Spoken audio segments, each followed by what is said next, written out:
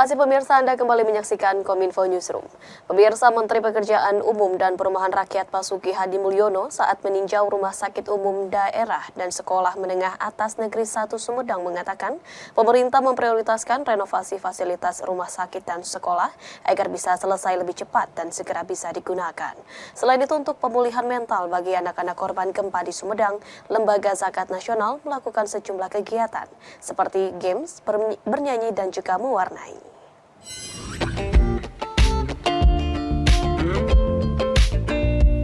Menteri Pekerjaan Umum dan Perumahan Rakyat Basuki Hadi Mulyono bersama penjabat Bupati Sumedang meninjau kondisi bangunan Rumah Sakit Umum Daerah Sumedang. Kerusakan bangunan terdapat pada bagian penyangga bangunan, namun tidak merusak strukturnya. Sebagian besar kerusakan terjadi di ruang operasi RSUD. Menteri Basuki menjelaskan kerusakan bangunan RSUD tidak separah kerusakan pada peristiwa gempa Cianjur, sehingga pekerjaan dilakukan hanya memperbaiki bagian yang rusak, retak, atau retrofitting. Selain memperbaiki bangunan RSUD, pemerintah juga akan memperbaiki bangunan Sekolah Menengah Atas Negeri 1 Sumedang. Basuki menyebut perbaikan fasilitas publik menjadi prioritas pemerintah agar bisa selesai lebih cepat dan ditargetkan dimulai pekan depan. Kami akan lihat master plan sambil mengevaluasi kondisi yang existing sekarang. Sehingga nanti kalau kami tangani, mudah-mudahan sudah ikut merubah estetika dan lingkungan rumah sakit. Secara umum, kelihatannya struktural masih oke. Sementara itu, puluhan anak-anak korban gempa Sumedang tengah mengikuti kegiatan psikososial Lembaga Zakat Nasional Rumah Amal Salman di Posko Pengungsian Babakan Hurib, Sumedang. Koordinator lapangan Rumah Amal Salman, Fajar, mengatakan korban yang terdampak mentalnya sebagian besar usia rentan, seperti anak-anak, hingga perlu penanganan psikososial. Ini memang sangat penting sekali, karena memang anak-anak ini menjadi salah satu terdampak yang rawan ya. Karena memang mereka secara mental masih terus dibangun ya, sehingga kalau ada shock gitu ya, guncangan bencana gempa seperti ini, mereka pasti salah satu golongan yang sangat terdampak, sehingga perlu ada recovery dan juga perlu ada healing supaya nanti mereka bisa tidak trauma lagi dan bisa terus berani. Sementara itu, pemirsa, Badan Meteorologi, Klimatologi, dan Geofisika memprediksi pada periode Januari untuk tanggal 1 hingga 10 Januari 2024 tidak akan ada wilayah di Indonesia yang berpotensi mengalami curah hujan tinggi pada klasifikasi awas. Namun menurut BMKG akan ada wilayah Indonesia yang memiliki potensi banjir dengan kategori tinggi, yakni di Provinsi Sulawesi Selatan seperti di Kabupaten Baru, Maros, Pangkajene, Kepulauan. Badan Meteorologi, Klimatologi, dan Geofisika memprediksi hujan dan potensi hujan banjir pada periode Januari Dasarian 1 untuk tanggal 1 hingga 10 Januari 2024. Pada masa ini umumnya diprediksi curah hujan berada di kriteria rendah hingga menengah. Tidak ada wilayah yang berpotensi mengalami curah hujan tinggi pada klasifikasi awas. Adapun wilayah diprediksi mengalami hujan kriteria menengah 50 hingga 150 mm Dasarian, yakni sebagian besar wilayah Sumatera, sebagian besar Jawa dan Bali, sebagian besar Nusa Tenggara, sebagian besar Kalimantan, sebagian besar Sulawesi, sebagian besar Maluku Utara dan Maluku, hingga sebagian besar Papua Barat dan Papua. Sementara wilayah diprediksi mengalami hujan kategori tinggi hingga sangat tinggi, besar dari 150 mm per dasarian, yakni Aceh, Sumatera Utara, Sumatera Barat, Riau bagian Barat, Jambi, Sumatera Selatan, Lampung bagian Tengah, sebagian besar Banten, sebagian besar Jawa Barat, sebagian kecil Jawa Barat, Jawa Tengah, Jawa Timur, sebagian kecil Kalimantan Barat dan Kalteng, sebagian kecil Sulawesi Selatan bagian selatan, dan sebagian kecil Papua Barat bagian selatan.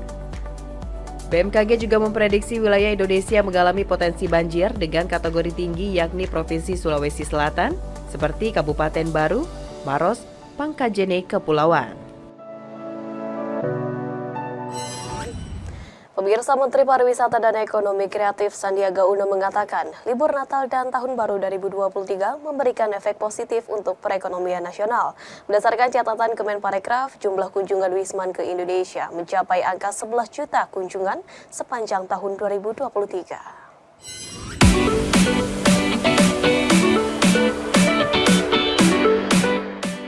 Dalam acara The Weekly Brief with Sandi Uno secara daring di Jakarta, Menteri Pariwisata dan Ekonomi Kreatif Sandiaga Uno melaporkan Kunjungan wisatawan mancanegara pada tahun 2023 lalu sudah melebihi target yang telah ditetapkan. Menparekraf menyebut sepanjang Januari hingga November 2023, jumlah wisatawan mencapai 10,41 juta, lebih besar dari targetnya pada 2023 yakni 9,5 juta orang.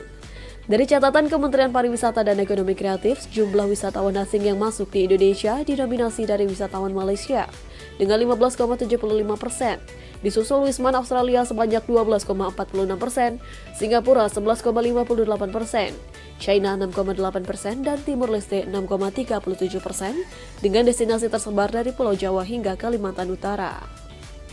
Pertumbuhannya sekali lagi berkat ada beberapa kegiatan yang dilakukan. NTB ini pertumbuhannya yang paling besar, disusul Bali, Maluku, Papua, dan Kaltara. Bali, Maluku, Papua, dan Kaltara. Juga Papua Barat ini melihat jumlah wisatawan yang meningkat khususnya dari wisatawan Nusantara. Ini berarti meningkat hampir 15% dibandingkan dengan 2019.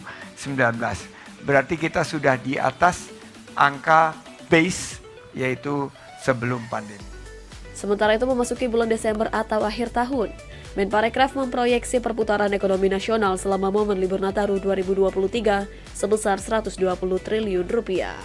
Kita memproyeksikan kontribusi 120 triliun terhadap perekonomian nasional dari lonjakan pengunjung pada libur Nataru antara 107 sampai 110 juta dan mayoritas akan melakukan aktivitas wisata.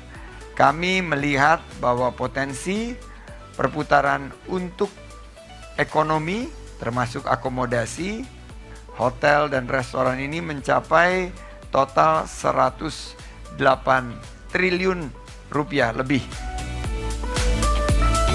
Menteri Pariwisata dan Ekonomi Kreatif menyebutkan hingga saat ini pemerintah masih merampungkan skema dari penerapan Indonesia Tourism Fund. Untuk sementara dijadwalkan pengoperasian ITF akan dilakukan pada kuartal kedua 2024 dengan total dana sebesar 32 triliun rupiah.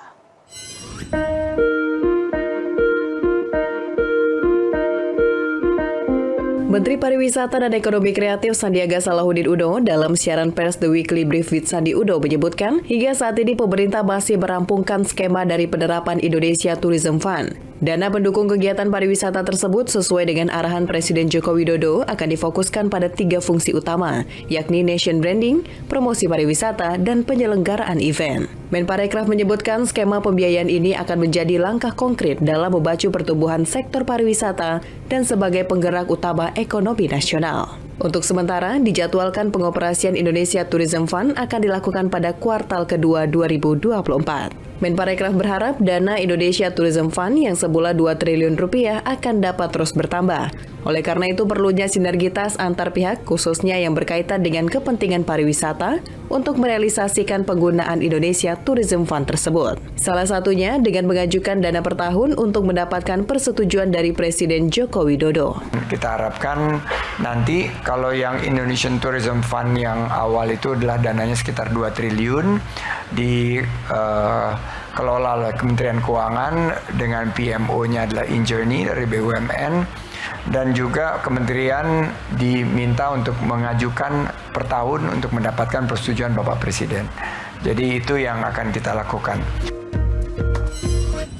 Pemirsa, usai jeda kami akan mengajak Anda untuk mengulas informasi mengenai tata kelola dan pengembangan SDM pariwisata. Sesaat lagi tetaplah di Kominfo Newsroom.